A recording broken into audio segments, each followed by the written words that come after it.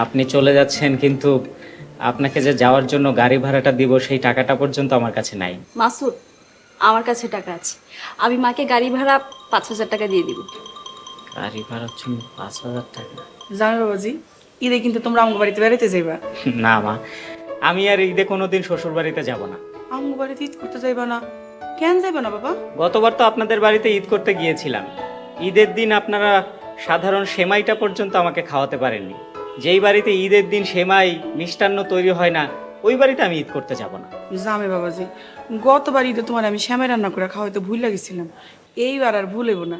এইবার ঈদে তোমার সবার আগে আমি শ্যামাই রান্না করে খাওয়াবো। থাক মা, এত কষ্ট কেন করবেন? যেই বাড়িতে ঈদের দিন জামাইকে সেমাই খাওয়াতে ভুলে যায়, ওই বাড়িতে আমার ঈদ করার দরকার নেই। তার চাইতে আমি বরং নিজের বাড়িতে ঈদ করব।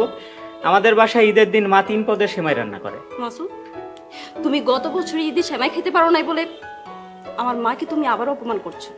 অপমান কেন করব? যেটা সত্য সেটাই বললাম।